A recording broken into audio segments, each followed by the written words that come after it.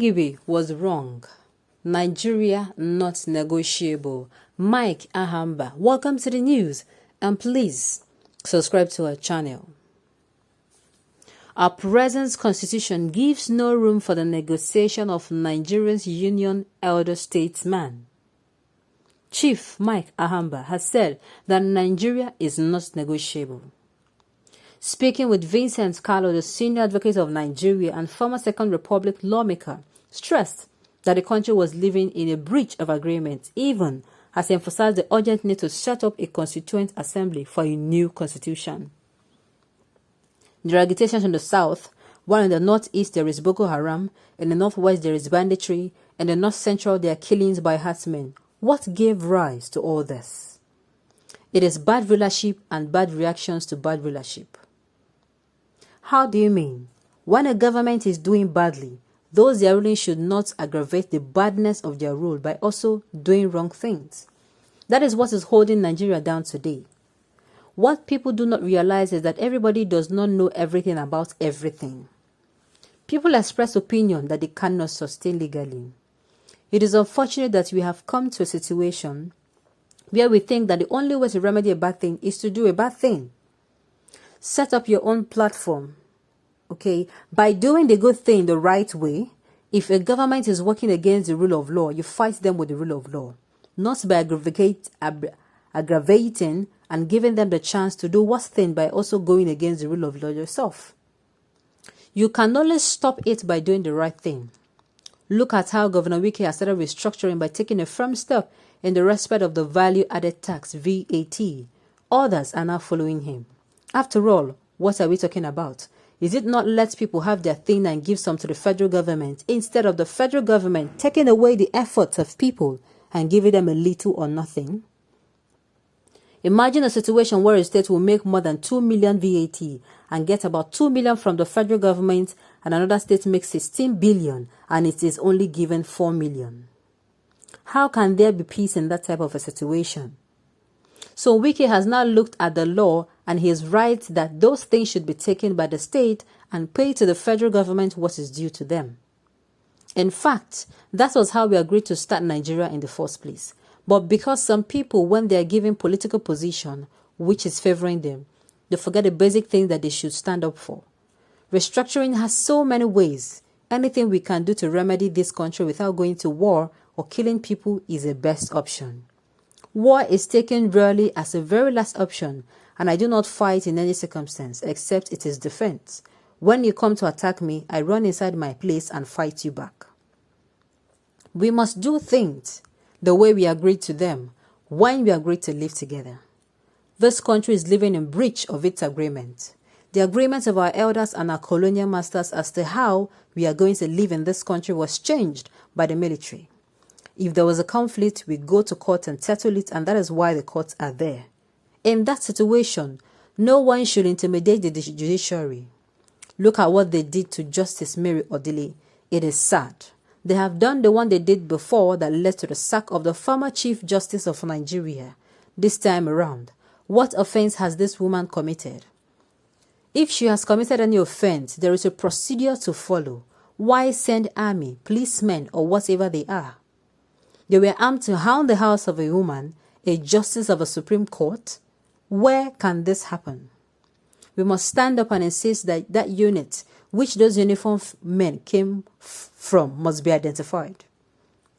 It is not enough for the Attorney General to sit in his office to say he does not know anything about it. It is really sad. Let them investigate and find out which unit produced those armed persons. They came from a unit, or did they just dress up and got there?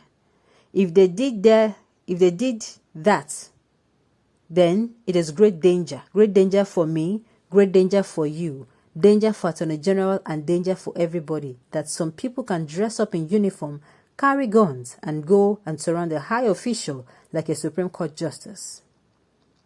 If they are privileged people, who should be respected? It is the Supreme Court justices of any country. It is unfortunate the way we are degenerating to this type of situation, and we think it is enough to say we do not know about it. If you do not know about it, it is worse. If you know about it, all that is required is to say, I am sorry, I made the mistake. It is an easy situation to handle than to say, I do not know about it, which is dangerous to the entire nation. We must not allow it to happen again. The people who went to Justice Mary Odili's house must be identified, and they must say why they went there. We have had unknown soldiers, unknown gunmen, and now unknown government men. I am aware that before any uniformed man takes a gun from the armory, he signs the guns off, and when he comes back, he signs it in. Who gave the guns, and if they do not belong to any unit at all, then we are in danger. Let us not come to what happened in South America in the 50s and 60s. Army forced every member of their family to have its own army to defend members of their family. Let us not allow ourselves to degenerate to that, because it is only a tree that sees a caterpillar and remains in one place, and the citizens of the countries are not trees.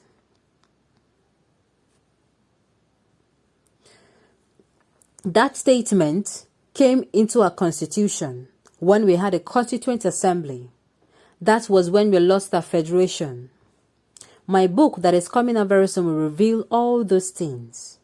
It was then that we lost our federation to unitary federation we have now. So long as the constitution says this country remains indissoluble, any group of persons who sit down to negotiate the country is doing that unconstitutionally, which means somebody nullifying and opposing what they have done. The only way to negotiate Nigeria is at a constituent assembly under a law made by the National Assembly. They should know their responsibilities. You do not only wait for the president to initiate a bill in the House, no matter how you feel about it. This is the time. This is the truth. The whole truth and nothing but the truth.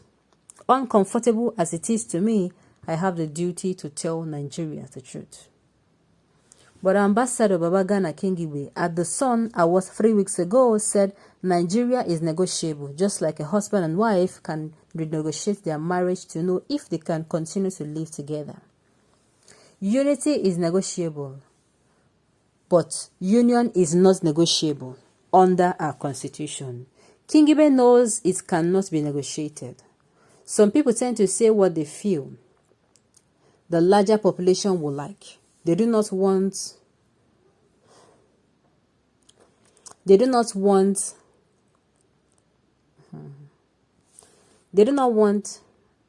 people to know the truth. But for me, I have a different attitude to life. I would say it as it is, and nobody has stood up to counter me on any issue.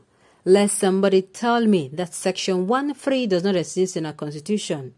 It is only at a Constituent Assembly that it could be negotiated.